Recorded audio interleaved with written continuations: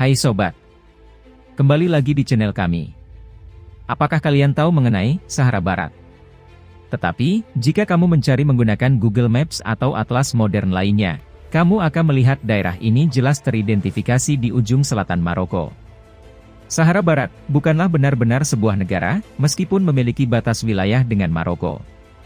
Kawasan ini juga tidak sepenuhnya berada di bawah kendali negara Maroko. Ini adalah wilayah yang disengketakan dengan sejarah yang kompleks.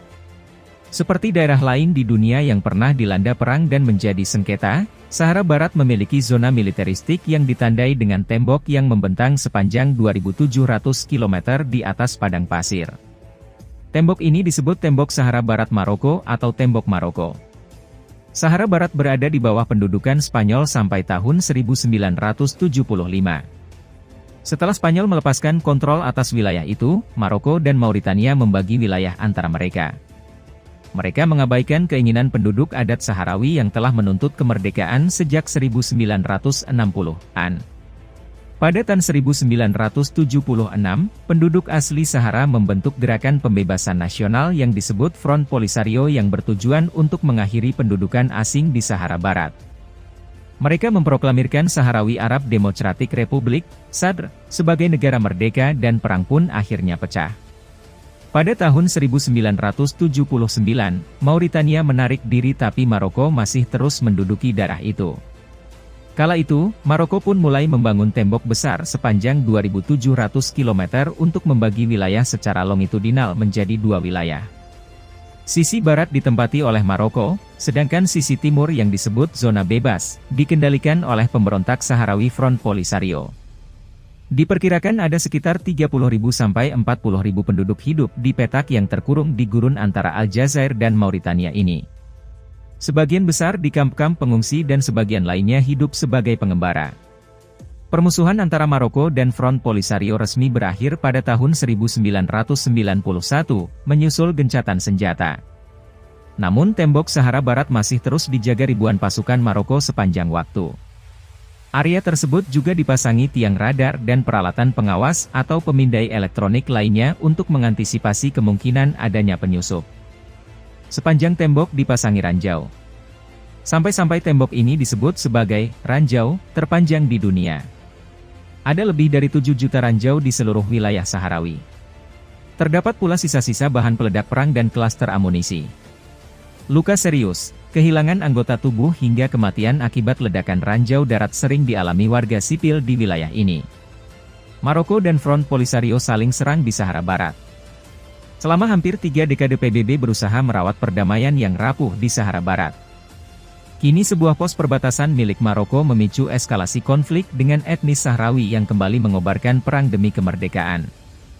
Desing peluru dan letusan senjata api kembali menyalak di wilayah perbatasan antara Maroko dan Sahara Barat. PBB melaporkan pertempuran berlangsung sepanjang malam. Misi perdamaian PBB, MINURSO, mengklaim, terus mendapat laporan bahwa tembakan dilepaskan dari berbagai lokasi sepanjang malam, kata juru bicara PBB Stefane Dujarric. Kami mendesak kedua pihak mengambil langkah yang diperlukan untuk meredakan ketegangan. Front Polisario mengklaim serangan teranyar terhadap militer Maroko menimbulkan kerugian besar usai mereka membombardir pos militer di perbatasan. Namun kebenaran klaim tersebut tidak bisa dikonfirmasi. Sejak 1970-an Maroko bertempur dengan Front Polisario demi menguasai Sahara Barat yang dihuni etnis Sahrawi. Akhirnya kelompok pimpinan Brahim Ghali itu secara resmi mengundurkan diri dari gencatan senjata yang berlangsung sejak 1991, menyusul operasi militer Maroko di perbatasan. Perang separatisme.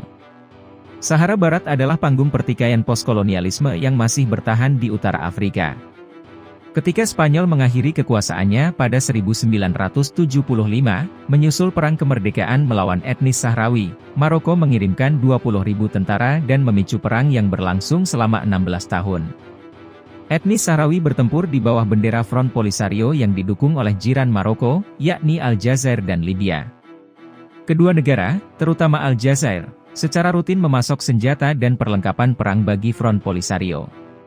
Namun sejak gencatan senjata 1991, Maroko menguasai hampir 80% wilayah Sahara Barat, sementara sisa wilayah di sepanjang perbatasan dengan Aljazair dikuasai Republik Arab Sahrawi. Eskalasi teranyar terjadi di Guerguerat yang terletak di perbatasan selatan. Di sini Maroko membangun jalur bebas hambatan menuju Mauritania sebagai koridor perdagangan. Namun keberadaan pos tersebut dinilai mencederai perjanjian gencatan senjata. Guerguerat adalah pemicunya. Pos itu adalah sebuah agresi, kata Menlu Salem Ould Saleh.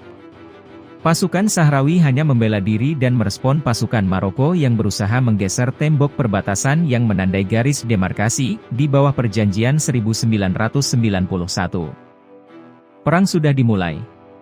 Maroko sendiri yang melikuidasi gencatan senjata. Nah, kalian sudah tahu kan sobat bagaimana faktanya? Simak kisah lainnya hanya di ringkasan Joyo Endo. Terima kasih sudah menonton.